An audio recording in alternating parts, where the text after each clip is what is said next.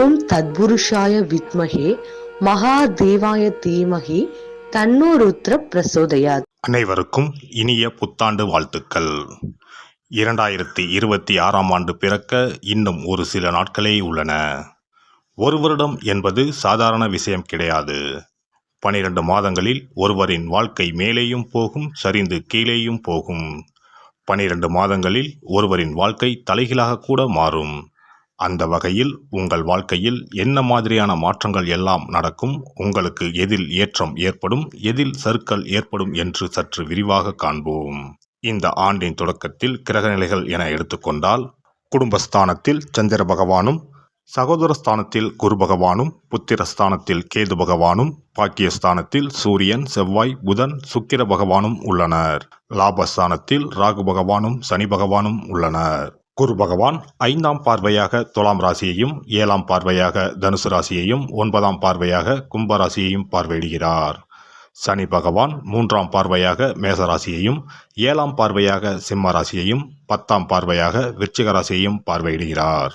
இந்த கிரகங்களின் அமைப்பு மற்றும் பார்வையினால் உங்கள் வாழ்வில் ஏற்படும் சுப மற்றும் அசுப பலன் என்ன என்பதனையும், அசுப பலன் ஏற்படுமாயின் ராசிக்காரர்கள் செய்ய வேண்டிய பரிகாரம் என்ன, வழிபட வேண்டிய தெய்வம் யார் என்பதனை பற்றியும் முழுமையாக காண்போம்.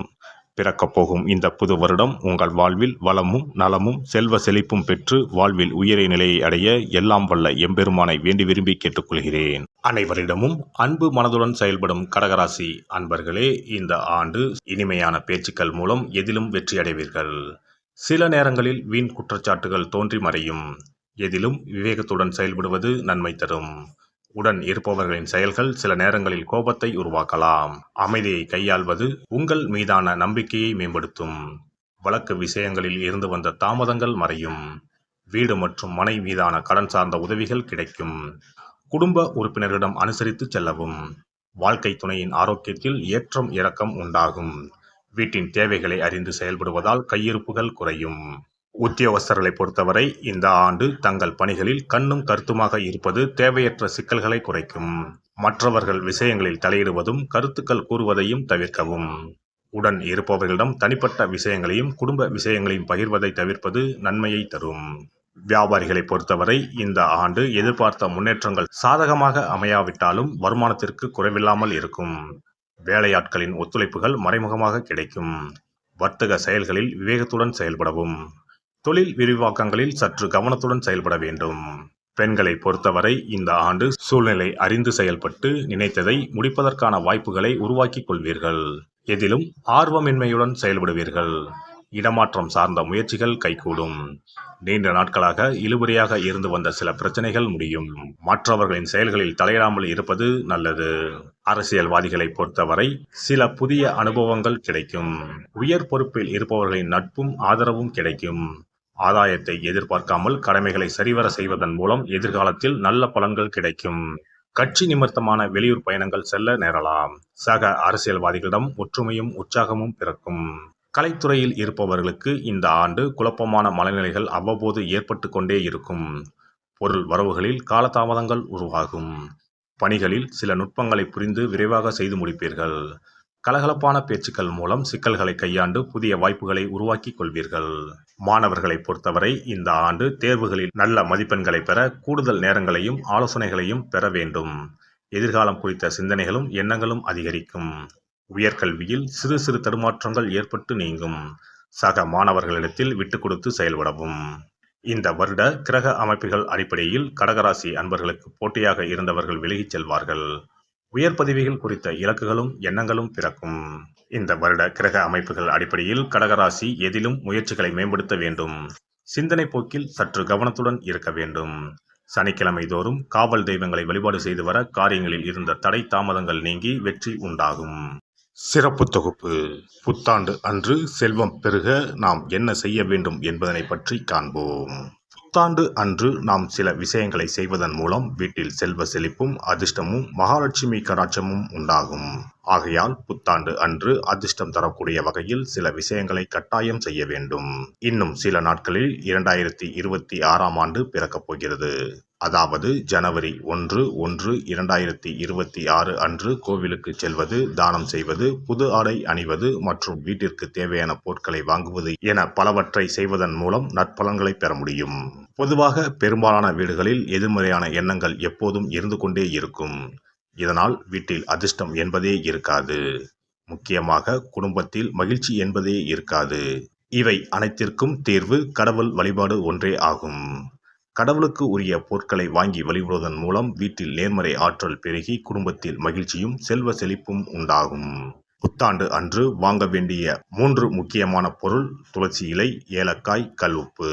துளசி இலை, ஏலக்காய், கல்உப்பு ஆகிய 3ம் மகாலட்சுமியின் அம்சம். ஆகையால் வருடத்தின் முதல் நாள் அன்று மேற்கூறிய 3 பொருட்களை வாங்குவதன் மூலம் வீட்டில் செல்வ செழிப்பு உண்டாகும்.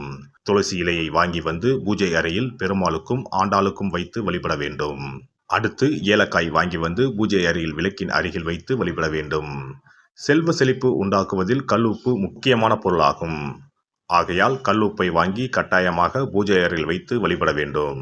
வாங்க வேண்டிய பிற பொருட்கள் என எடுத்துக்கொண்டால் மல்லிகைப்பூ, மஞ்சள், குங்குமம், சர்க்கரை, இனிப்பு, பசும்பால், குத்துவிளக்கு ஆகியவற்றையும் வாங்கலாம். புத்தாண்டு அன்று அதிகாலை எழுந்து குளித்து பிரம்ம முகூர்த்தத்தில் பூஜை அறையில் விளக்கேற்றி வழிபட வேண்டும். அடுத்து கோவிலுக்கு சென்று அபிஷேக பொருள் வாங்கி கொடுத்து தரிசனம் செய்ய வேண்டும். முக்கியமாக புத்தாண்டு அன்று ஏழை எளியவர்களுக்கு தானம் செய்ய வேண்டும். மேலும் அறுசுவை உணவுகளை சமைத்து கடவுளுக்கு படையலிட்டு வழிபடுவது நல்லது. புத்தாண்டு அன்று பிறருக்கு கடன் தரக்கூடாது. நல்ல நாட்கள் மற்றும் விசேஷ நாட்களில் பிறருக்கு கடன் கொடுப்பதன் மூலம் வீட்டில் அதிர்ஷ்டம் குறையும். ஆகையால் சுப நாட்களில் பிறருக்கு கடன் அளிப்பதை முற்றிலும் தவிர்த்து விடுங்கள். புத்தாண்டில் நமக்கு நன்மைகள் அதிகம் நடைபெற வேண்டும். 2025ஆம் ஆண்டில் சந்தித்த பிரச்சனைகள், துன்பங்கள், போராட்டங்கள், கஷ்டங்கள் ஆகியவற்றில் இருந்து விடுபட வேண்டும் என்பதே அனைவரின் விருப்பம். புத்தாண்டு பிறப்பதற்கு முன் எந்தெந்த பொருட்களை நம்முடைய வீட்டில் இருந்து அகற்ற வேண்டும், இவற்றை வீட்டில் வைத்திருப்பதால் என்னென்ன பாதிப்புகள் ஏற்படும் என்பதையும், இவற்றை அகற்றுவதால் புத்தாண்டில் என்னென்ன நன்மைகளை பெற முடியும் என்பதை பற்றியும் தெரிந்து கொள்வோம்.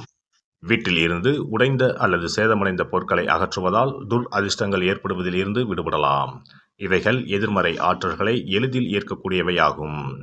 உடைந்த பொருட்கள், பழுதான சாதனங்கள், விரிசல் விழுந்த கண்ணாடி, உடைந்த நாற்காலி ஆகியவற்றை வீட்டில் இருந்து அப்புறப்படுத்திவிட்டு புதியவற்றை வாங்கலாம். நல்ல நிலையில் இருக்கும் பொருட்களாக மாற்றுவதால் வளர்ச்சி, நேர்மறை ஆற்றல்கள் ஏற்படும். பழைய துணிகள், புத்தகங்கள், பாத்திரங்கள் ஆகியவற்றை வீட்டில் இருந்து வெளியேற்றி விடலாம். வேறு யாருக்காவது தானமாகவும் அல்லது மறுசுழற்சி முறையில் பயன்படுத்தக்கூடியதாகவும் மாற்றி அமைக்கலாம். இதனால் நேர்மறையான விஷயங்கள் எப்போதும் வீட்டில் நடந்து கொண்டே இருக்கும். தேங்கிய நீர், காய்ந்த பூக்கள் ஆகியவற்றை வீட்டில் இருந்து தூக்கி எறிவதால் எதிர்மறை ஆற்றல்கள் வீட்டில் பரவுவதை தடுக்கலாம். புதிதாக இருக்கும் மலர்கள், புதிய தண்ணீர் ஆகியவற்றால் வீட்டில் எப்போதும் புத்துணர்ச்சி நிறைந்திருக்கும், மகிழ்ச்சி மலரும். காலாவதியான உணவுப் பொருட்கள், மருந்துகள், அழகு சாதன பொருட்களை வீட்டில் வைத்திருப்பதால் வீட்டில் தேக்க நிலை, எதிர்மறையான சூழல் இருந்து கொண்டே இருக்கும். இதனால் வீட்டில் அடிக்கடி நோய்களும் வந்து கொண்டே இருக்கும். ஆரோக்கியமான சூழலை வீட்டில் உருவாக்கவும், புதிய வாய்ப்புகள், நல்ல விஷயங்கள் தேடி வருவதற்கும் காலாவதியான பொருட்களை அகற்றிவிட்டு சுத்தமான காற்று, ஆற்றல் வந்து செல்லும் வகையில் வீட்டை காற்றோட்டம் உள்ளதாக வைத்திருக்க வேண்டும்.